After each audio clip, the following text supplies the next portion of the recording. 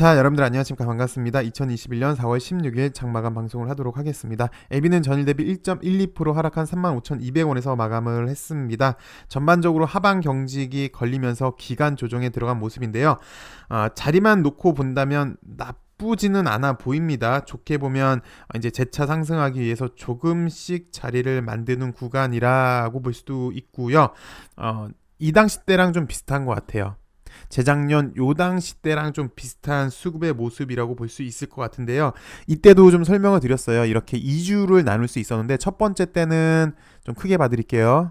이 당시를 약 2주로 구분할 수 있었는데 첫 번째 하방 경직이 걸리면서 이렇게 좀 캔들이 좀 컸던, 그러니까 변동성이 좀 있었던 구간을 1단계로 구분할 수 있고요. 기간 조정을 이렇게 1단계, 2단계로 나눈다면 그 다음은 좀 이렇게 다이어트가 필요하다 그랬잖아요. 좀 얇아야 된다 라고 얘기를 했었는데 이렇게 얇은 다음에 한번 살짝 반등은 이렇게 나오긴 나왔어요. 그래서 크게 보시면 요 당시 때 수급이랑 지금 수급이랑 좀 비슷한 모습인데 약간 디테일하게 보시면 지금도 이렇게 앞부분은 약간 좀 통통했었는데 변동폭이 좀 있었는데 지금은 약간씩 좀 얇아지는 그런 분위기로 보여집니다. 그래서 지금은 재차 반등을 기다리는 구간으로 보여지고 있고요.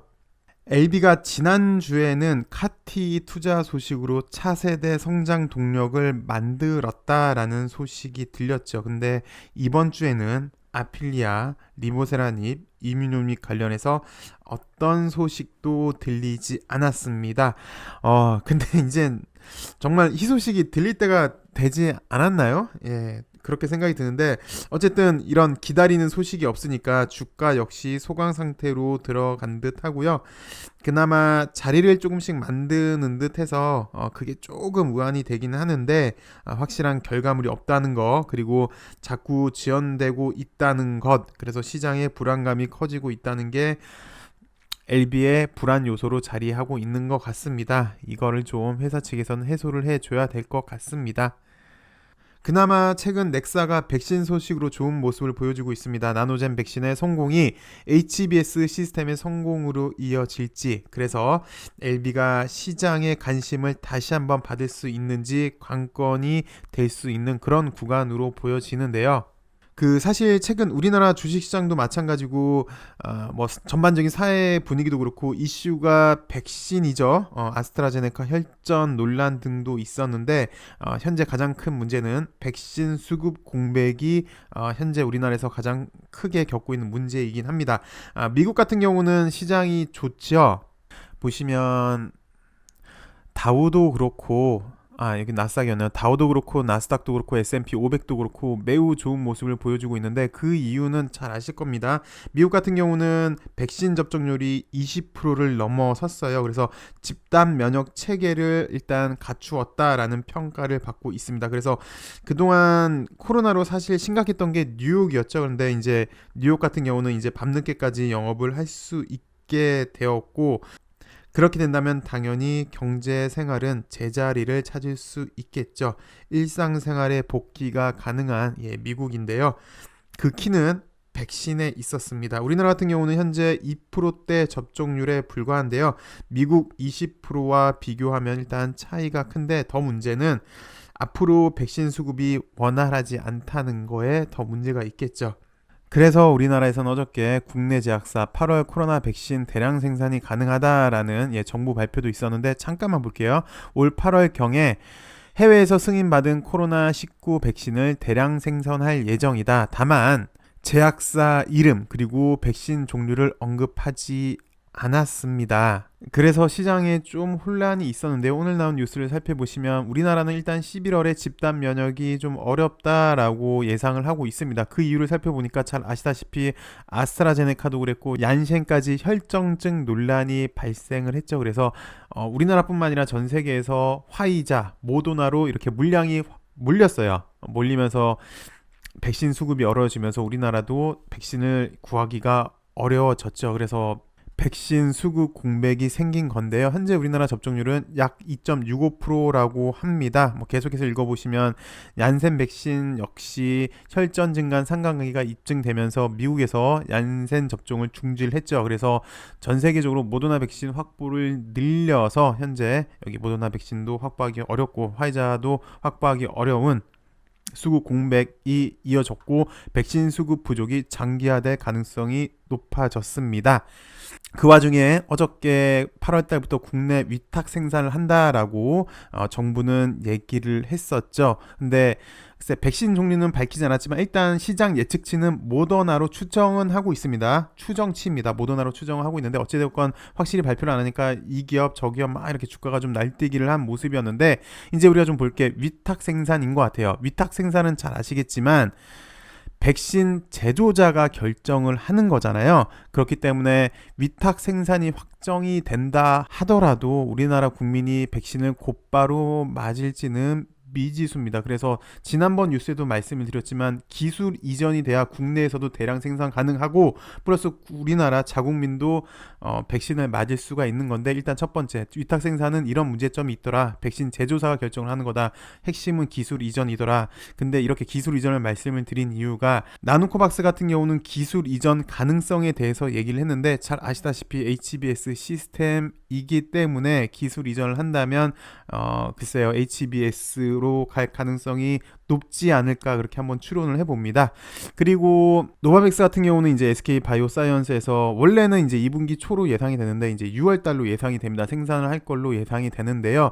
얘 같은 경우도 단백질 제조합이에요. 그래서 나노코박스랑 비슷한 형식으로 만드는 건데요. 여기 좀 보시면 국내에서 생산 중인 이제 생산될 겁니다. 6월 경으로 예상이 되고 있는데 노바백스 백신을 봐도 면역 증강제 매트릭스 기술은 노바백스가 특허를 갖고 있어서 기술 이전하기가 쉽지 않을 것이다 라고 여기 유명하죠. 여기 뉴스 보면 요즘 이 교수 얘기 많이 나옵니다. 어찌되었건 이렇게 얘기를 해줬는데 어디서 많이 들은 단어가 있을 거예요. 면역 증강제. 그래서 단디바이오에서 면역 증강제 기술이 있죠. 그리고 이 면역 증강제 기술은 벌써 몇 년 전부터 나노젠이랑 기술 협력을 했어요. 그래서 좀 전에도 말씀드렸지만 만약에 기술 이전이라면 우리나라에서 대량 생산이 가능한 거고 노바백스 역시 단백질 제조합으로 나노코박스 역시 단백질 제조합으로 만드는데 여기 면역 증강제가 필수인데 이 면역 증강제는 단디바이오에서 일단 있고 플러스 나노젠이랑 이미 오랫동안 기술 공유를 했으니까 추정치이긴 합니다. 그래서 요게 된다면 글쎄 좀 좋지 않을까 HBS 시스템에 좀 더 좋지 않을까 싶어서 이렇게 좀 말씀을 드렸습니다. 이 두 가지 위탁 생산 그리고 단백질 제조합 기술 중에 면역 증강제에 대해서 말씀을 좀 드린 거고요. 어제 같은 경우도 러시아 백신이 좋았죠. 스푸트니크 V 백신. 그래서 어저께는 위수 앱지스를 말씀드렸는데 오늘 같은 경우는 휴온스 글로벌이 오늘 상한가를 갔습니다. 그래서 러시아 백신 얘기를 잠깐 드릴 건데요. 이 얘기는 왜 드리는 거냐면 사실 나누코박스 같은 경우는 베트남 백신이란 인식이 좀 많이 있죠. 그래서 제3세대 지역이니까 일부 선진국이 아닌 우리들이 일반적으로 생각하는 그런 선진국 백신이 아니어서 이 러시아 백신도 요즘 좋은 모습이더라. 특히 얘네도 기술 도입을 했더라. 그리고 제3세계 것이더라 라는 공통점이 있어서 이렇게 간단하게 말씀을 드릴게요. 오늘 휴온스 글로벌이 기술 도입 계약 맺었다라고 해가지고 상한가를 갔는데 계약 당사자는 휴온스 글로벌 주축으로 자회사 그리고 프레스티지 바이오 파마 얘는 원료를 제공하고 있고요. 이렇게 콘소시엄을 구성을 했고 러시아 국부 펀드랑 계약을 했습니다. 어저께 이수에피스는 요거죠. 지엘 라파도 자회사 한국 코러스를 주축으로 한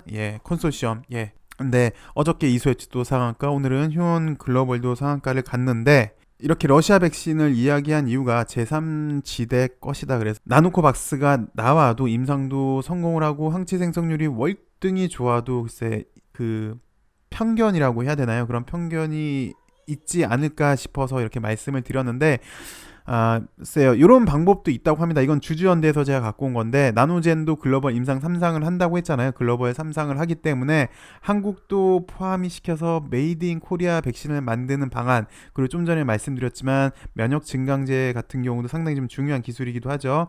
플러스 이런 것도 있잖아요. CDMO 계약을 체결해도 글쎄 좀 나아지지 않을까 편견이 좀 없어지지 않을까 그래서 이런 방법도 있지 않을까 싶어서 설명을 드렸습니다.